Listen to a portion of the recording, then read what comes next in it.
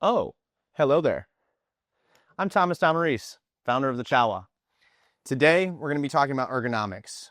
So, in my profession, I'm a stretch therapist. I help people identify a lot of imbalances that occur in the human body. With our modern day ergonomics and technology, we find that people are falling into the same patterns which cause these imbalances. They kind of have a cascade effect. So the major imbalance slowly trickles into these smaller things that we all hear about: our plantar fasciitis, our tennis elbow, our golfer's elbow, our rotator cuff tears, so on and so forth. But where does it all stem from? Those acute issues usually stem from a more root cause imbalance that our body gets used to. Why does it get used to it, you may ask? Well, a lot of us spend time here, a lot of us spend time here, a lot of us spend time just sitting in general.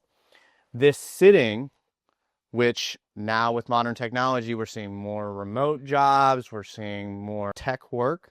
So we're in this seated position for work in general, 8 hours of the day, and then we come home and we may sit even longer. This posture in general is what leads to our root cause imbalance, upper body and lower body cross syndrome. We'll get into that. I'm making another video. If you want to watch that, you can take a look, click the crocodile up here.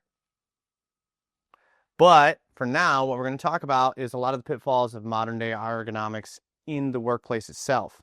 With office space ergonomics, two of the big focuses is what's going on with our monitor, because that's going to direct our vision. It's going to direct our head posture.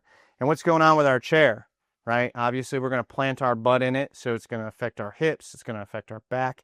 And it does also affect the neck and back, depending on if you're using it even. But a lot of the fancier ergonomic chairs are going to have low back support. They're going to have a headrest that adjusts. You can lean in it. You can stiffen it. But at the end of the day, you can adjust that as much as you want. But then when you actually go to work, if you're still doing this and you're not even sitting in the chair properly, it's not going to provide any benefit in regards to those ergonomics in the first place. So the first thing I want to touch on that I think is the most important is the screen. With screens, the big thing that I find as we age, especially for my older desk workers, is eyesight, right? There's a lot of settings on a screen that you can adjust. And one of the biggest things I see is, especially with our more technical people that have to do a lot of reading, if you still have to lean in to read, you should be adjusting your font size, because regardless of where you put this screen, whether it's way up here out of camera or way down here on the floor, if you have to lean in just to read whatever's on the screen or to reply or to view, then you're already setting yourself up for failure, because you're going to have to adjust your posture and position regardless of what fancy equipment you may purchase just to utilize that piece of technology. So one of the things I have clients always do first is, one, we find a font size where wherever we want to be seated for our work time, we want to be able to read comfortably 99% of the time. So that way we don't have to leave this good position. The second thing is, they usually will say that you want your screen at eye level, which is great.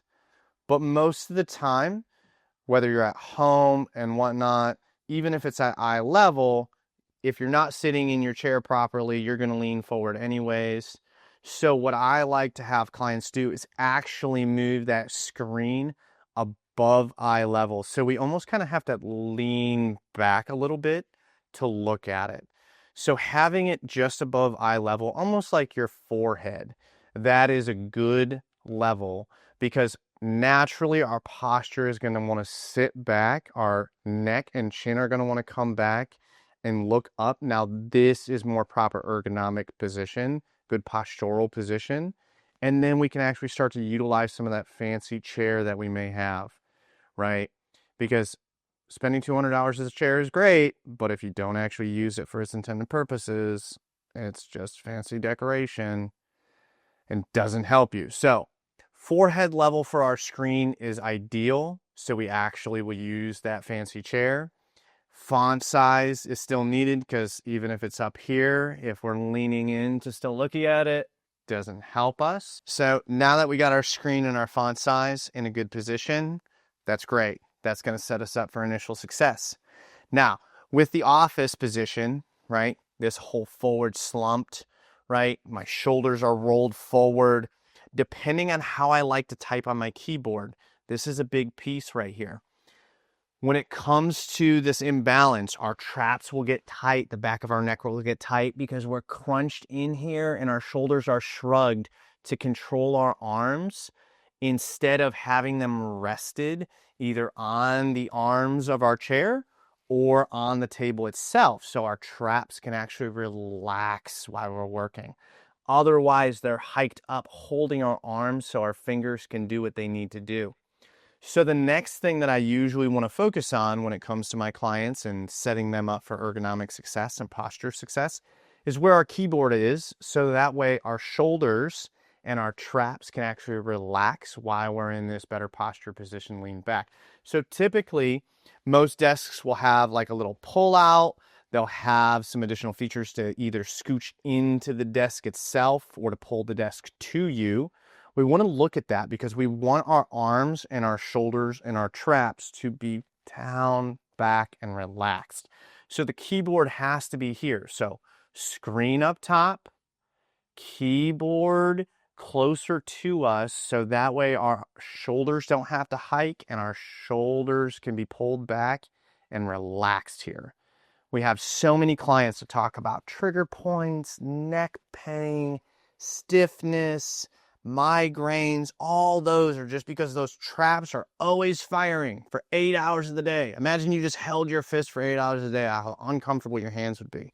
You're doing the same thing with your neck because of these little things that you're not realizing what they're doing to you.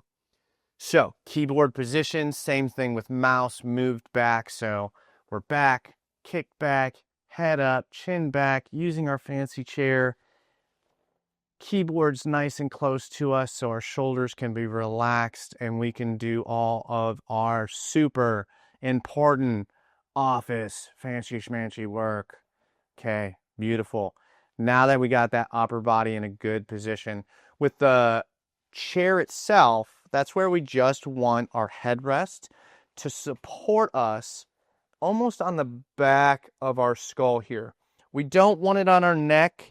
We don't want it so we're kind of kicked back like this, because there's no difference between that position and this position. So we want that to help keep our head relaxed but tipped downwards. And then our spine leans back so we can look at our screen. That's forehead height once again. Perfection. With that fancy schmancy office chair, right, how we're sitting is going to affect our hips and our low back and our legs. So upper body around this shoulder girdle is going to be our upper body cross syndrome that I mentioned earlier that you can go learn about. Now, the same imbalance that happens with the upper body actually happens with the lower body very similarly, but that is because we're in this seated position. So depending on your chair, there's a few things we can do to put ourselves in a better position to allow our hips and low back to relax. Now, with common workplace ergonomics that they're going to teach, talk about, and maybe supply you, we're going to talk about standing desks.